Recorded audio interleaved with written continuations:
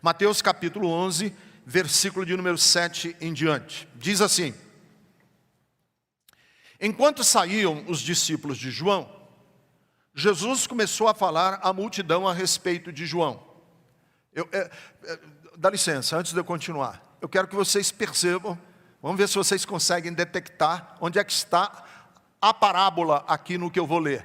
Tem uma parábola escondida aqui, tem só uma frase da parábola, e eu quero ver se vocês conseguem descobrir. Vamos lá, deixa eu começar de novo.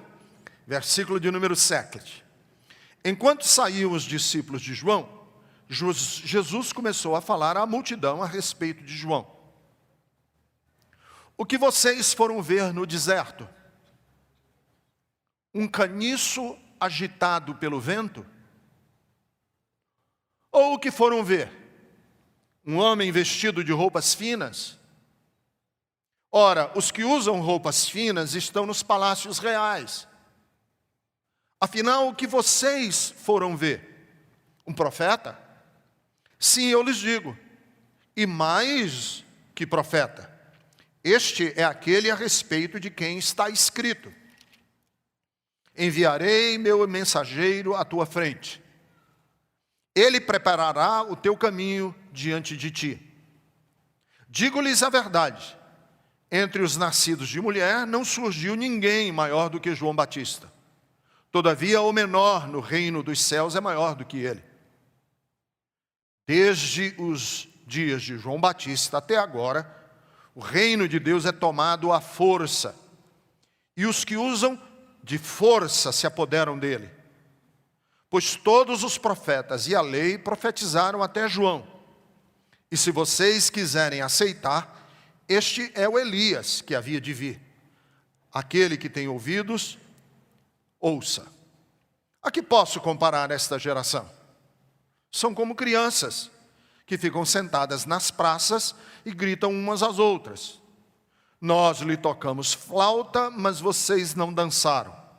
Cantamos um lamento, mas vocês não entristeceram.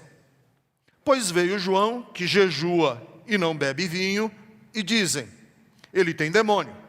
Veio o Filho do Homem comendo e bebendo, e dizem: aí está um comilão e beberrão, amigo de publicanos e pecadores. Mas a sabedoria é comprovada pelas obras que a acompanham. Até aí, nós temos lido. Vamos ter uma palavra de oração breve.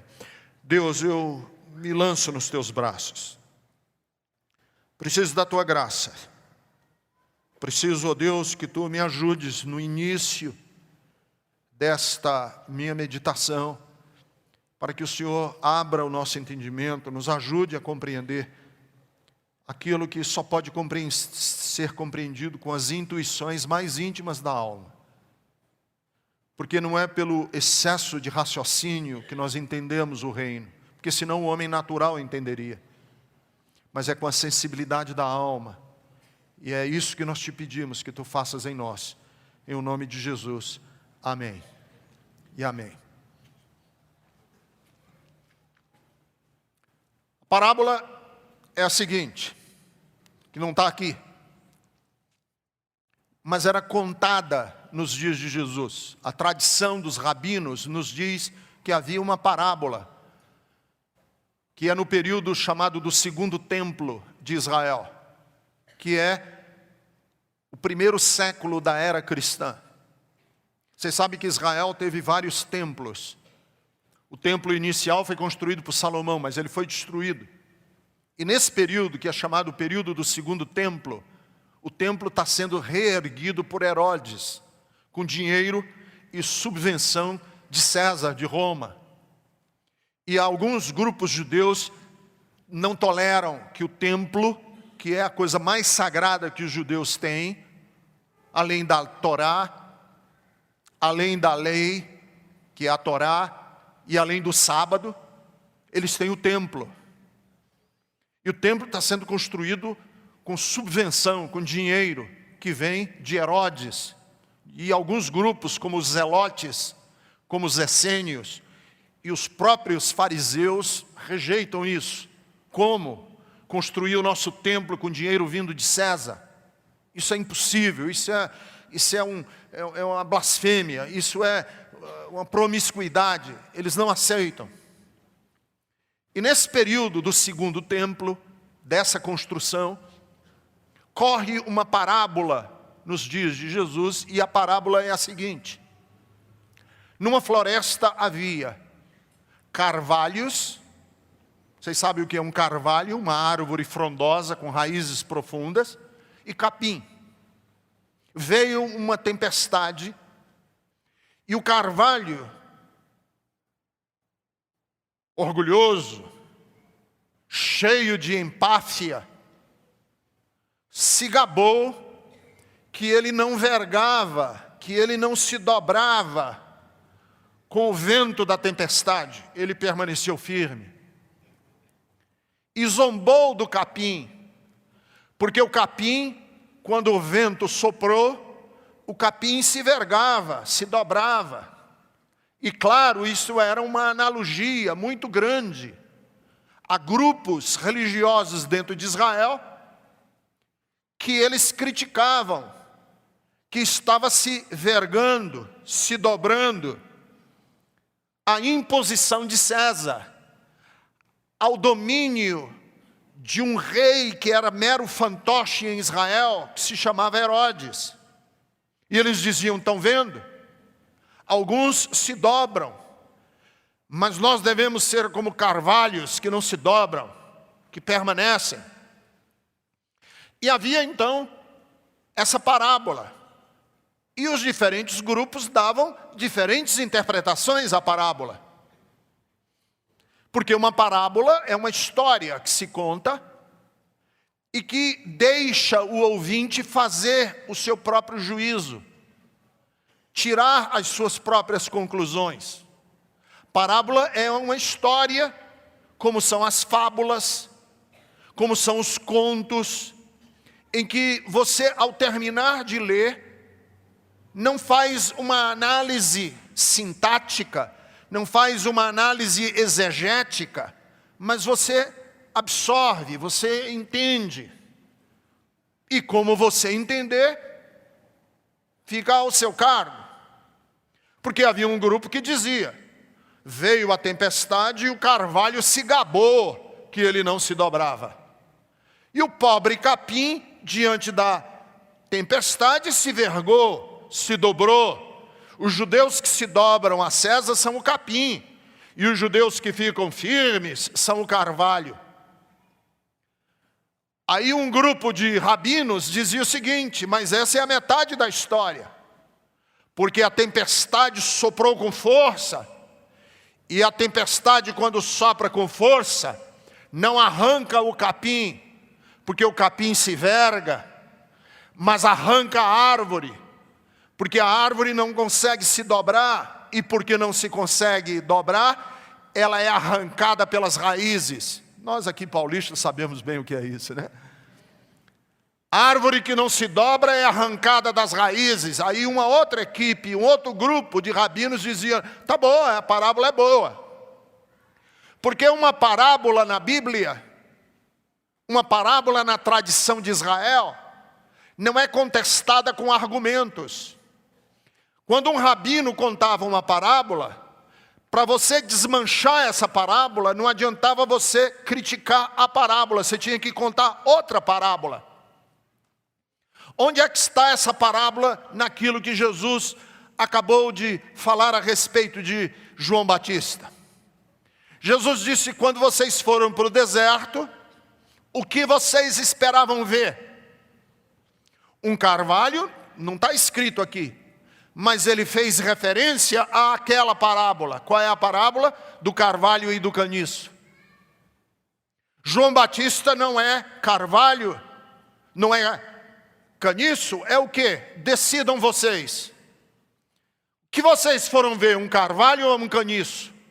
O que vocês esperavam de João Batista? Quem se dobrava? Porque João Batista não se dobrou. João Batista era legalista, era do grupo que era contra qualquer negociação com César, era do grupo que se permanecia firme, na reta doutrina da Torá. Ele era do grupo dos essênios. Ele era um grupo radical de Israel, que falava do fogo, que falava do machado posto na raiz da árvore, que falava da intransigência do Deus de Israel. João Batista era um intransigente. Tanto que Jesus diz aqui, que veio João Batista sem comer, sem beber, e vocês o criticaram, porque ele era do mato, ele era profeta do deserto, ele era profeta que não se envolvia com os negócios do rei. E Jesus diz, o que é que vocês esperavam? Um homem de roupas finas? João Batista se vestia com estopa. Ele era um homem pobre. Ele era um homem sem riqueza nenhuma. Ele não era assalariado de igreja nenhuma. Ele não era protegido por nenhum grupo econômico. Ele não tinha aspirações empreendedoras. O movimento de João Batista era da ribanceira do rio. Ele falava da mudança radical através do batismo, quando ele dizia, esse batismo é de arrependimento, é de mudança radical de vida. E Jesus então faz uma comparação, porque Jesus era o contrário. Se João Batista é um carvalho, Jesus disse, eu sou o caniço. Por quê? Porque Jesus comia e bebia. Jesus frequentou a casa de publicanos. Os publicanos eram os ricos da época. Foi para jantares em casas de pessoas ricas. Jesus negociou a lei. O caso mais notório é o da mulher apanhada em adultério. A lei mandava que ela fosse apedrejada. Jesus disse não. Porque se formos seguir essa lógica de apedrejar quem peca, nós vamos apedrejar uns aos outros. E não vai sobrar ninguém. Porque quem tiver sem pecado, seja o primeiro a tirar a primeira pedra. Se formos seguir essa lógica, você me apedreja, eu te apedrejo, aí o outro apedreja, o outro apedreja, o outro apedreja, e a humanidade vai se apedrejando, apedrejando, e não vai sobrar o último que sobrar. Vai vir Deus do céu e dizer o seguinte, joga uma pedra na tua própria cabeça, porque você é o maior de todos os pecadores, porque é hipócrita. Jesus negocia a lei. Jesus negocia o sábado. Quando ele diz, olha, o sábado não foi... O homem não foi feito para o sábado é que foi feito para o homem. E se uma vida estiver em jogo, se uma vida estiver precisando ser preservada, negocie-se o sábado. Jesus é esse caniço. João Batista é o carvalho. E ele é um carvalho que não se move. Mas um carvalho que não se move, quando a tempestade sopra com força, ele é arrancado da raiz. E João Batista vai ser arrancado da raiz. Ele vai morrer, ele vai perder a cabeça. Por que ele vai perder a cabeça? Porque Herodes o detesta, Herodes o odeia. E numa dança, numa festa comum, banal, a cabeça de João Batista é negociada e ele é degolado. E Jesus é o caniço, que é flexível, mas ele também morre. Ele também vai à cruz. E aqui está a parábola. A parábola é a parábola do carvalho e do caniço, que não está explicitamente na Bíblia, mas está mencionada.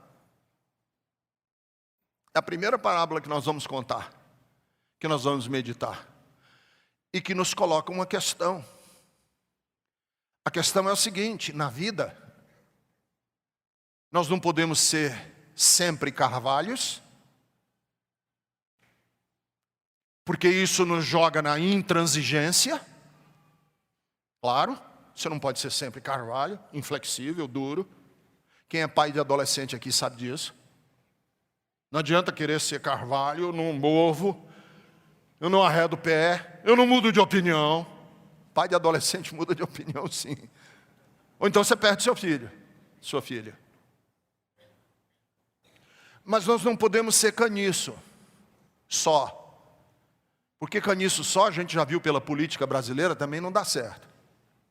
Os políticos brasileiros só querem ser caniço, né?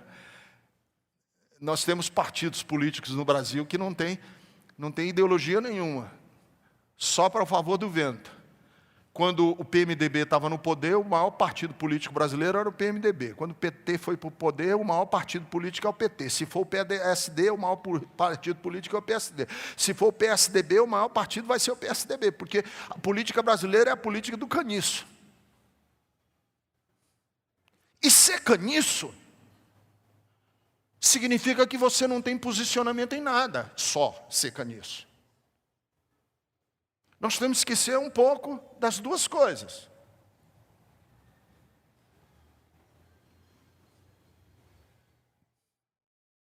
Às vezes temos que manter firme e dizer eu não abro mão. Dar o murro na mesa e dizer não, eu não arredo o pé. E temos que ter vezes que a gente negocia. Em que a gente diz, eu mudo.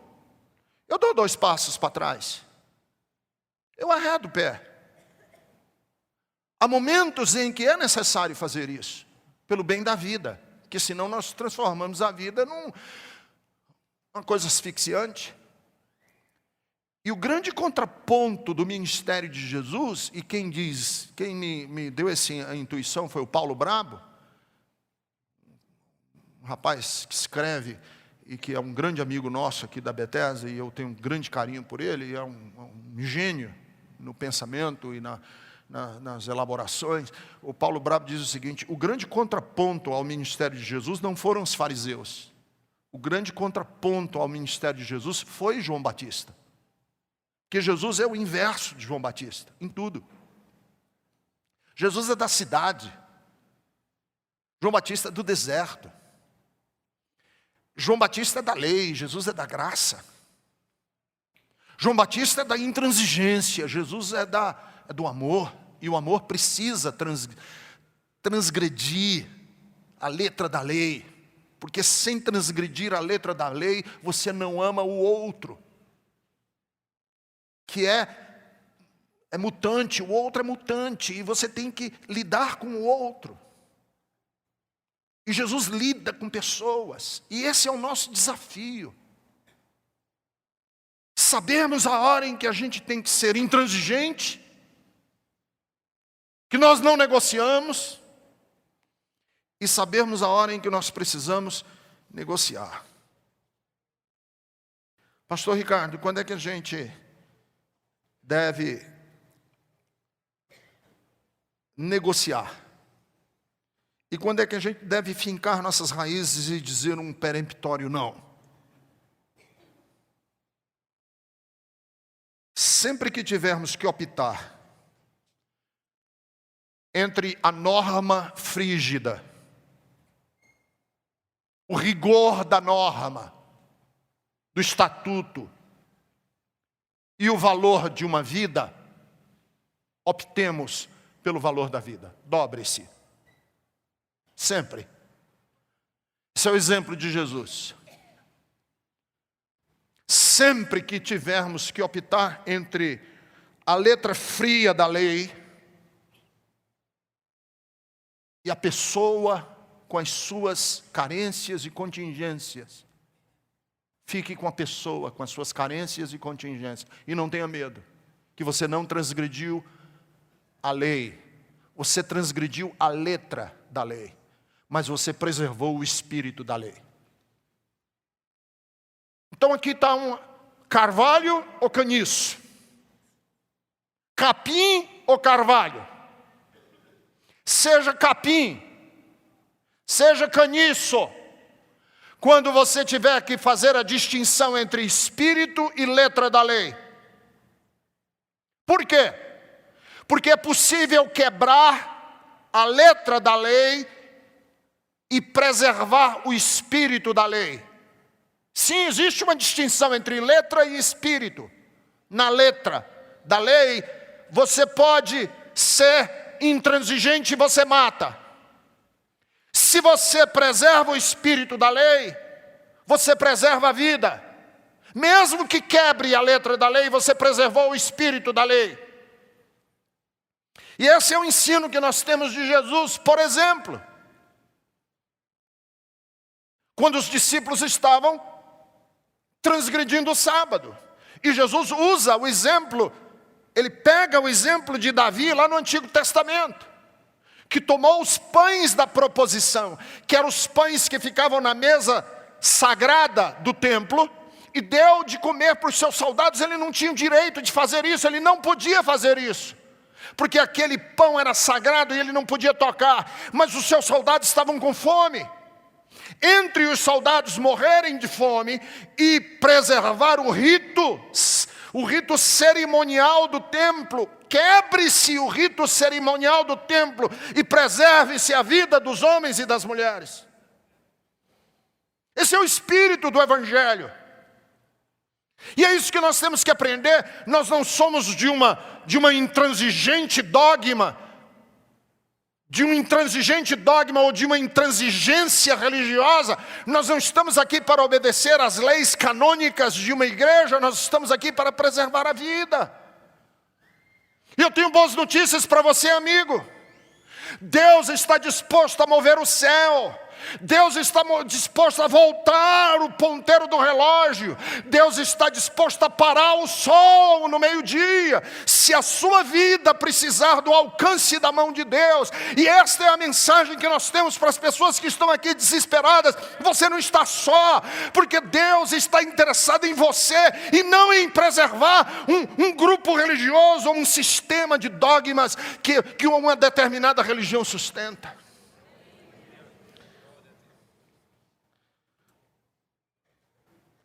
Sempre que tivermos que abrir mão da nossa alma,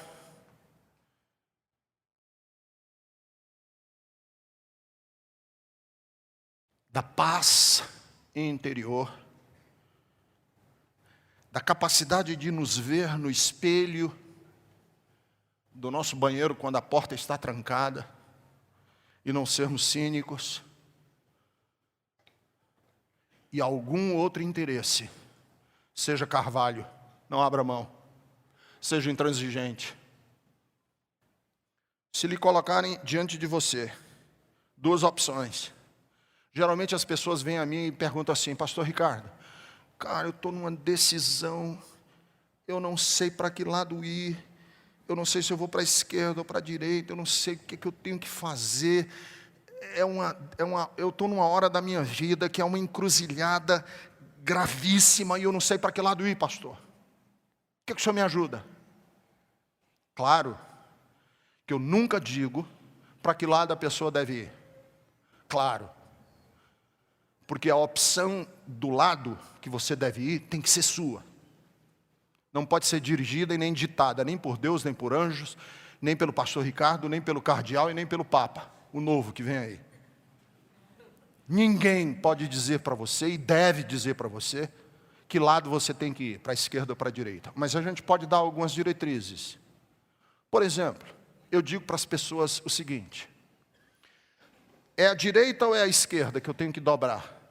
Eu falo assim: se for para a direita ou for para a esquerda, qual das decisões vai lhe roubar a paz?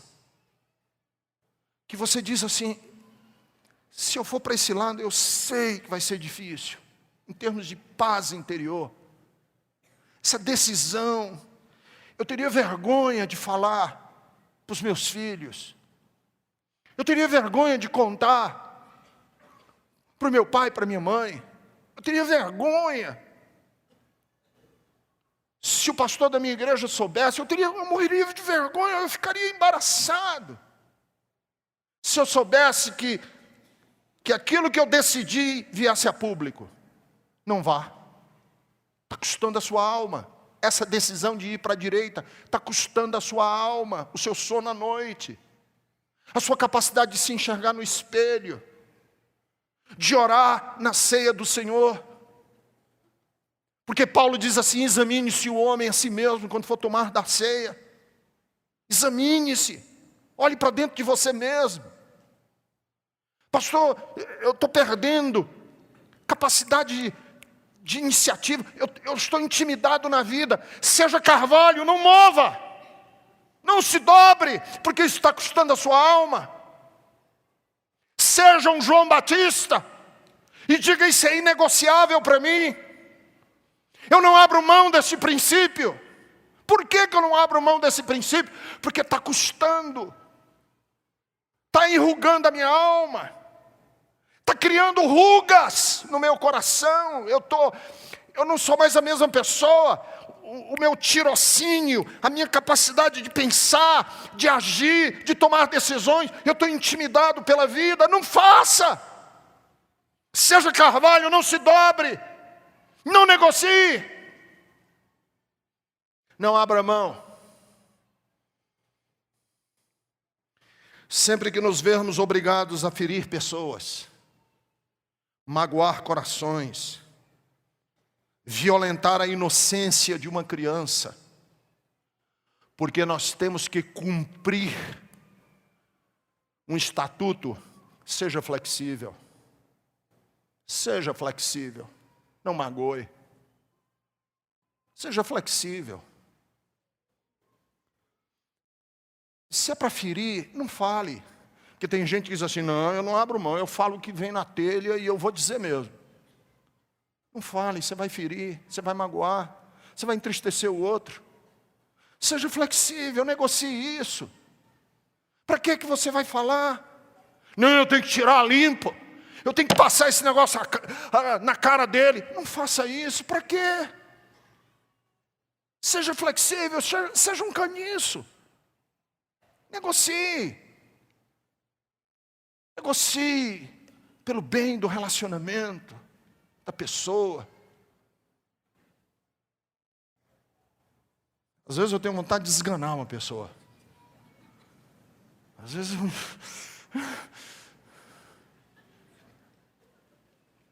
devagarzinho.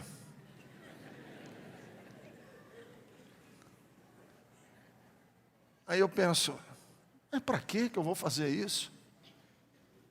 Que sentimento de vingança é esse?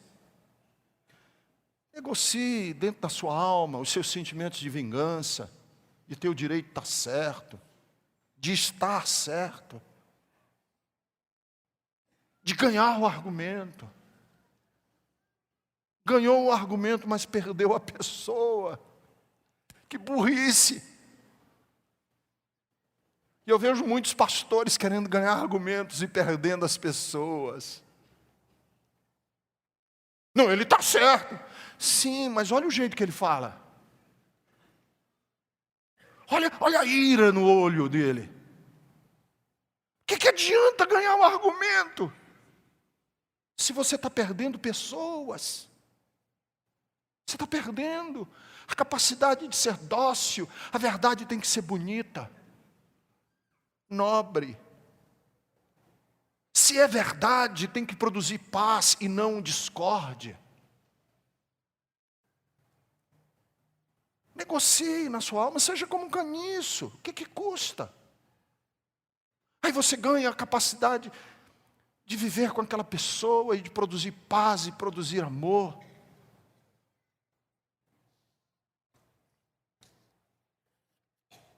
Sempre que reputação, fama, honra pessoal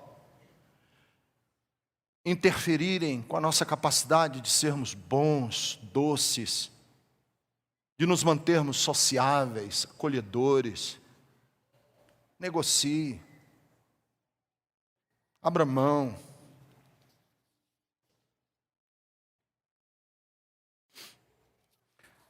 Bem, já que eu estou falando de parábola, deixa eu contar uma parábola. Certa vez, um lobo se engarrou um osso. O lobo foi comer uma carcaça do animal morto e se engasgou com o osso. Essa é uma parábola rabínica também. Os rabinos contavam essa parábola. E ele prometeu ao corvo. Tinha um corvo, um urubu, um corvo, no galho da árvore. E o lobo prometeu a ele: tire esse osso da minha garganta, que eu te dou um prêmio.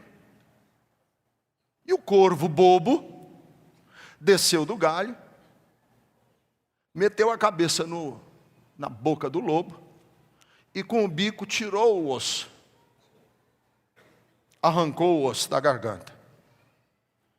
Com um sorriso malicioso, cheio de safadeza, o lobo disse: muito obrigado, e agradeceu, porque agora ele podia falar. O corvo perguntou: e qual é o prêmio que você vai me dar? Você disse que ia me dar um prêmio se eu tirasse o osso da sua garganta. E o lobo respondeu: o melhor prêmio que você poderia ganhar foi o privilégio de meter a boca, ou meter o pescoço na boca de um lobo e nada ter lhe acontecido. Esse é o prêmio. Aleluia. E aí os rabinos diziam assim: você não ganha nada fazendo bem a quem não presta. E quando terminar, dê graças a Deus que nada de ruim lhe aconteceu. Essa é uma possibilidade de uma parábola. A possibilidade de uma outra interpretação da parábola, porque a parábola, a fábula, a história, cabe quantas interpretações você quiser dar. A outra poderia ser assim: faça o bem aos lobos, sem esperar nada em troca. Porque a paga será sempre o bem que você fez e não a retribuição que ele pode dar a você. Então, não seja carvalho só. Não seja caniço só. O Evangelho nos convida a sabermos lidar. Por quê? Porque nós estamos lidando com uma geração, com pessoas, com o semelhante, que se parece com a criança, que quando a gente toca, ele não dança. E quando a gente chama para chorar, ele se recusa a chorar com a gente. E quando a gente lida com gente assim, nós temos que ter a capacidade, a riqueza humana. E é aí que o Espírito Santo de Deus vem para ajudar a gente a sermos, às vezes, João Batista e às vezes Jesus.